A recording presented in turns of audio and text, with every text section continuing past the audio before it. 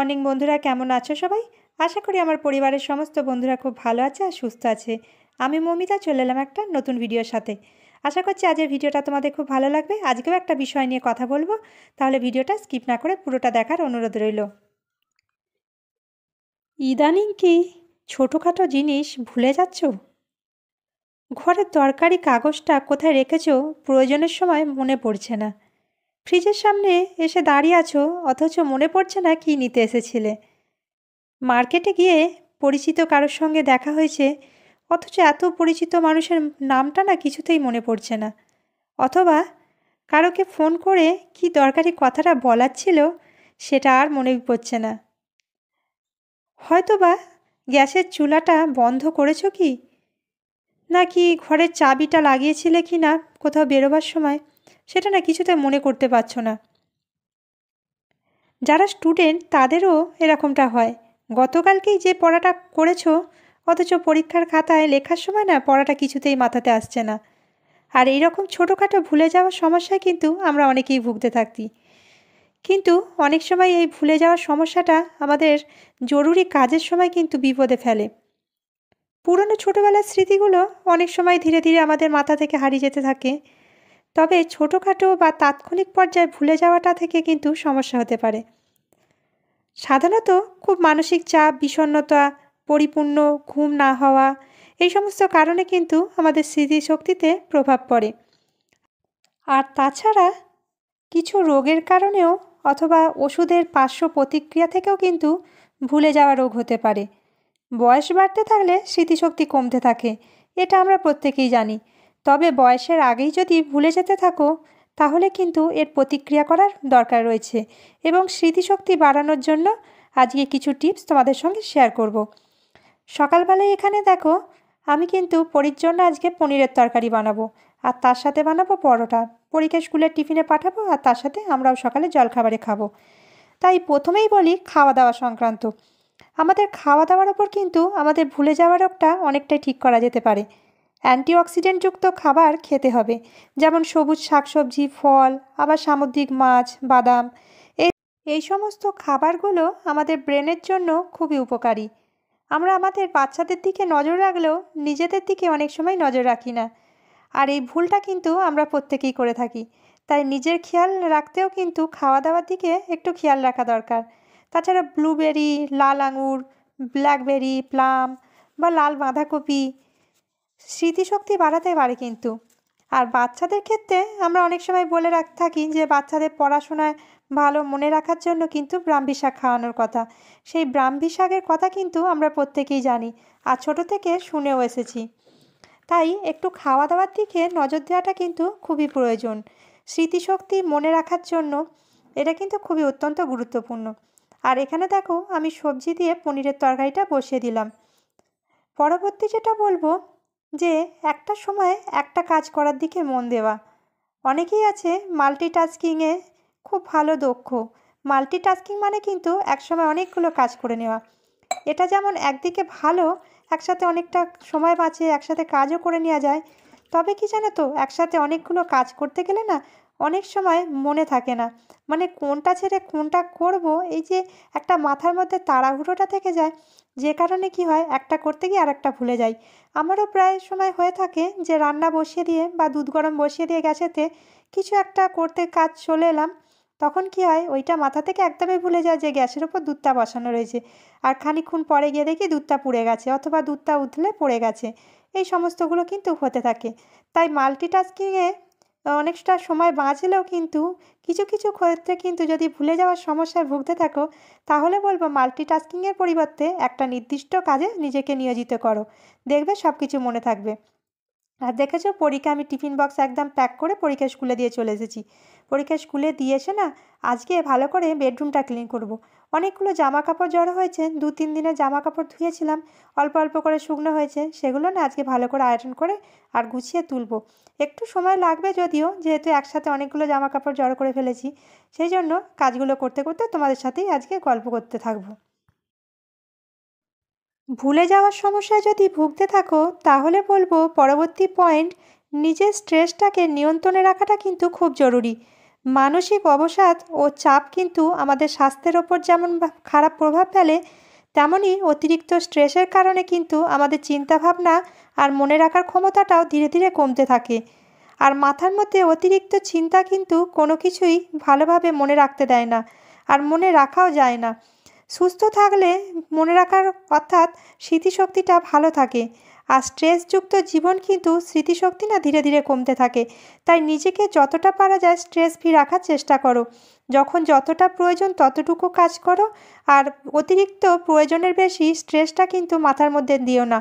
মাথাটাকে একটু খালি রাখার দরকার, তবেই তো মাথার মধ্যে স্মৃতিগুলো মনে থাকবে। যেমন পুরনো স্মৃতিও মনে থাকবে, তেমন বর্তমান সময়ে তুমি কি করছো না করছো, কোথায় কি রাখছো সেটাও মনে রাখবে। আর তার জন্য কিন্তু এটা একটা ভালো পয়েন্ট যে তুমি জিনিসপত্রগুলোকে একটু অর্গানাইজ করে রাখতে পারো। ছোটোখাটো জিনিস যেগুলো অনেক সময় খুঁজে পাই না আমরা, সেই সমস্ত জিনিসগুলোকে একটু অর্গানাইজ করে রাখার চেষ্টা করো। বাড়িতে থাকা পুরনো কোনো বক্স বা পুরনো কোনো বাক্স, সে পুরনো কোনো বালতি, সমস্ত কিছু ব্যবহার করে একটু যদি জিনিস অর্গানাইজ করে রাখতে পারো না, তাহলে জিনিসগুলো ঠিকঠাক মতন জায়গাতেও থাকবে, আর এই খোঁজাখুঁজির ঝামেলাটা করতে হবে না। তাহলে দেখবে মাথার উপর অনেকটাই চাপমুক্ত হবে। তাই বলবো যে জিনিসপত্র একটু অর্গানাইজও করে রাখো নিজেকে স্ট্রেস ফ্রি রাখার জন্য। পরবর্তী পয়েন্ট যেটা বলবো, যে মাথার মধ্যে অতিরিক্ত চাপ না নেওয়া।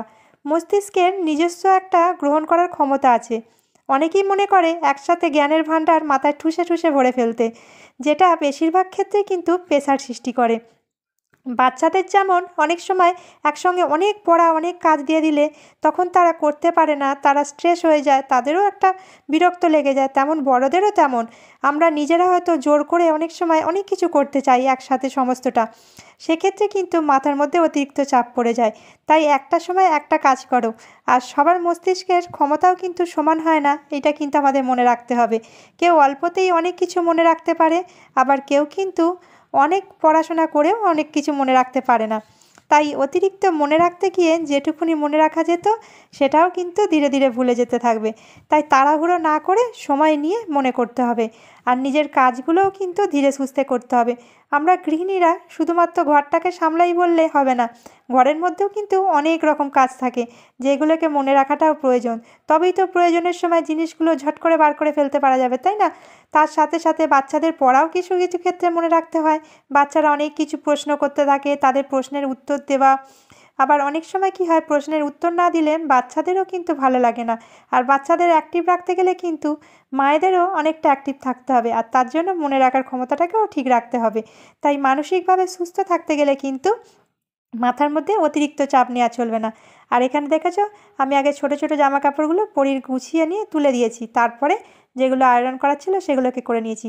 একসাথে অনেকটা যেহেতু জামা কাপড় ছিল, একসাথে সমস্তটা করতে গেলে অসুবিধে হবে, সেই জন্য ভাগ ভাগ করে কাজগুলো করে নিয়েছি।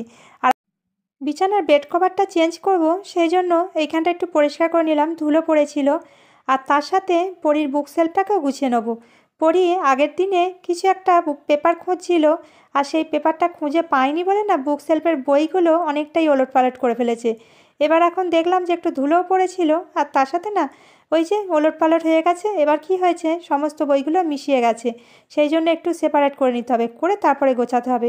না হলে প্রয়োজনের সময় যদি হাতের কাছে খুঁজে না পায়, তাহলে কি করবে, আবারও সেইগুলোকে ওলটপালট করতে থাকবে। আর মাঝে মাঝে না ধৈর্যটাও থাকে না, অনেক সময় অনেকটা পড়ার প্রেশার থাকে, তো তখন ধৈর্য থাকে না যে কোথায় আছে খুঁজে একটু বার করব। যাই হোক, আমি একটু গুছিয়ে রেখে দিলে ওরও একটু সুবিধে হয়। সেই জন্য একদম সমস্ত বইগুলোকে না আগে শেলফ থেকে খালি করে নিয়েছি, তারপরে শেলফটাকে একটু ধুলোগুলো ঝেড়ে দিলাম। ডাস্টিং করে নিলে একটু সুবিধা হয় মাঝে মাঝে, প্রতিদিন তো করা হয় না। তবে হ্যাঁ, ঘরের ভিতর হলেও কিন্তু ভীষণ পরিমাণে ধুলো পড়তে থাকে। সমস্তটা খালি করে নিয়ে একটু ডাস্টিং করে নিয়েছি, তারপরে না ধীরে ধীরে একটা একটা করে জিনিস সুন্দর করে গুছিয়ে তুলে রাখবো। আর বন্ধুরা, তোমরা যারা এখনও পর্যন্ত আমার ভিডিওটা দেখলে, ভিডিওটা যদি তোমাদের ভালো লেগে থাকে তাহলে কিন্তু একটা লাইক করতে ভুলবে না।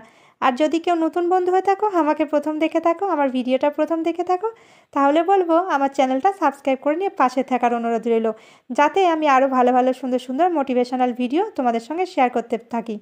আমার ঘরের কাজকর্মের সাথে সাথে আমার এই মোটিভেটেড কথাবার্তাগুলো তোমাদের কেমন লাগে তোমরা কিন্তু কমেন্টে জানাতে ভুলো না।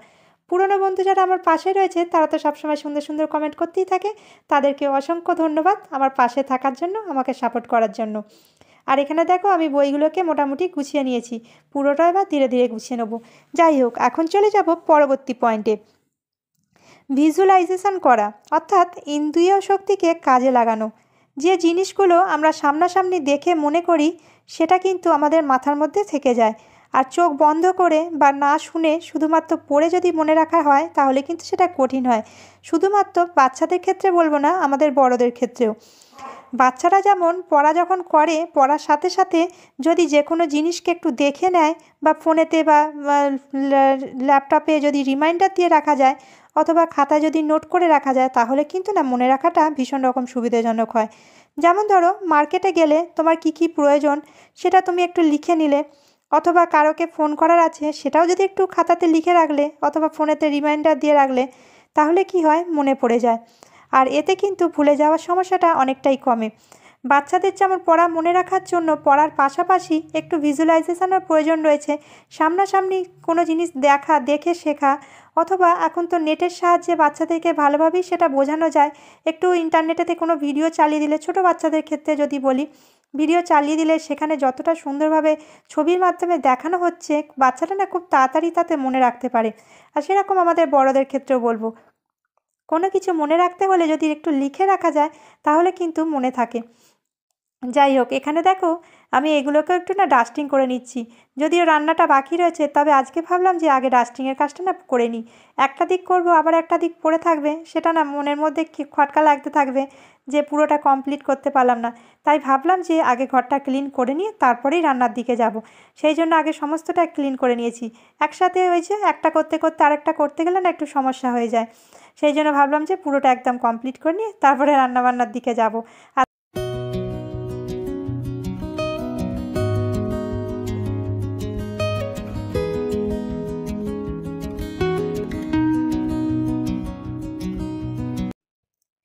এদিকে দেখো স্টাডি টেবিলটাকেও আমি একটুখানি পরিপাটি করে গুছিয়ে দিলাম। একটু দেখতে সুন্দর হলে না বেশ মনটাও ভালো লাগে। আর যখন পড়তে বসবে তখন ওরও ব্রেনটা একটুখানি বেশ ফ্রেশনেস ফিল করবে। যাই হোক, এখন চলে এসেছি রান্না করতে। রান্নাটাও বাকি ছিল, দুপুরের রান্নাটা একটু বেলা হয়ে গেল বসাতে, তা হোক গে, কিন্তু একটা একটা করে ঘরটা তো ক্লিন করে নিতে পেরেছি। ওইগুলো বেশি অগোছালো হয়ে থাকলে মাথার মধ্যে ঘুরতে থাকবে যে কখন পরিষ্কারটা করব, ক্লিনিংটা করব। যেহেতু সকালে জলখাবার তো খাওয়া হয়েছে আর হাজব্যান্ড বাড়িতেই রয়েছে, একটু দেরি হলেও অসুবিধা নেই। এখন এই দুপুরে 1টা মতন বাজে প্রায়। যাই হোক, একটা মাছের ঝোল আর ভাত করব, বেশি সময় লাগবে না।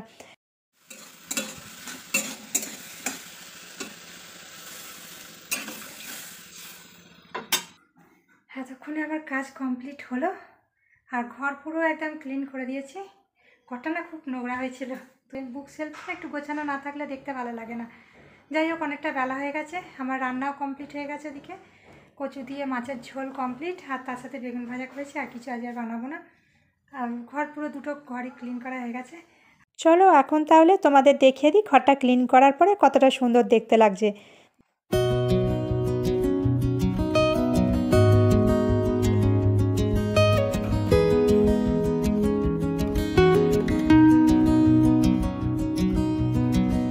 দেখেছো, ঘরটা পরিষ্কার থাকলে কিন্তু আমার তো বেশ মনটা ভালো লাগে আর মানসিক চাপটাও কমে।